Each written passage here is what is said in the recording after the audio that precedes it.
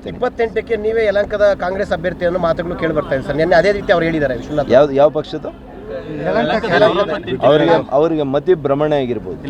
ಅವರು ಒಂದ್ಸಲಿ ಅವರು ನಿಮ್ಯಾನ್ಸಲ್ಲಿ ಹೋಗಿ ಚೆಕ್ ಮಾಡಿಸ್ಕೊಳಕ್ಕೆ ಹೇಳಿ. ನಾನು BJPಯ MP, ದೇಶದ ಪ್ರತಿಷ್ಠಿತ ಎರಡು ದೊಡ್ಡ ಪ್ರಮುಖ ಒಂದು ಸಮಿತಿಗಳಲ್ಲಿ ಸದಸ್ಯನಾಗಿ ಮಾನ್ಯ ನರೇಂದ್ರ ಮೋದಿಜಿಯವರ ಆದರ್ಶದಲ್ಲಿ ನಾಯಕತ್ವದಲ್ಲಿ ನಂಬಿಕೆ ಇಟ್ಟು ಕೆಲಸ ಮಾಡ್ತಾ ಇದ್ದೀನಿ.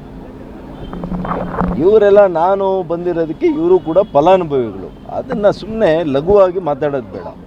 ಏನಾದರೂ ಮಾತಾಡಬೇಕಂದ್ರೆ ಅರ್ಥಬದ್ಧವಾಗಿ ಮಾತಾಡಲಿಕ್ಕೆ ಅವ್ರಿಗೆ ಹೇಳಿ.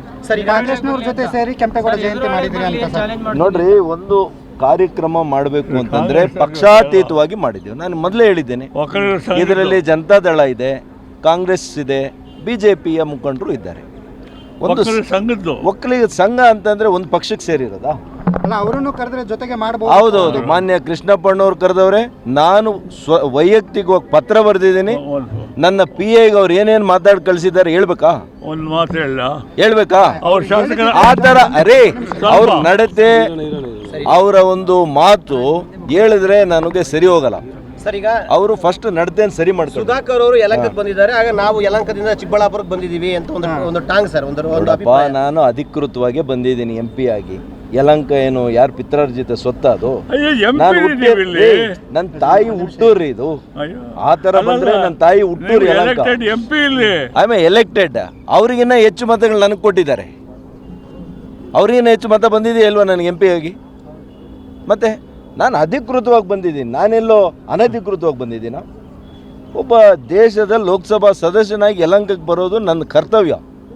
ಸೋಮವಾರ ಇವತ್ತೊಂದು ರೈಲ್ವೆ ಸ್ಟಾಪನ್ನು ಕೇಳಿದರು, ಅದನ್ನು ಮಾಡಿಸ್ಕೊಟ್ಟಿದ್ದೀನಿ. ಸೋಮವಾರ ಕಾರ್ಯಕ್ರಮಕ್ಕೆ ಬರ್ತಾಯಿದ್ದೀನಿ ನಾನು ಮತ್ತು ಕೇಂದ್ರ ಸಚಿವರು ಸೋಮಣ್ಣವರು ಮತ್ತು ಅನೇಕ ಜನಪರ ಕೆಲಸಗಳನ್ನು ಇವತ್ತು ಯಲಹಂಕದಲ್ಲಿ ಮಾಡೋ ಕೆಲಸ ಮಾಡ್ತಾಯಿದ್ದೀವಿ. ಕೇಂದ್ರ ಸರ್ಕಾರ ನಮ್ಮ ಕರ್ತವ್ಯ ಅದು. ಅವರು ಕೂಡ ಒಬ್ಬ BJPಯ ಶಾಸಕರಾಗಿ ಅವರ ನಡವಳಿಕೆಯನ್ನು ಅವ್ರು ಬದಲಾಯಿಸ್ಕೋಬೇಕು.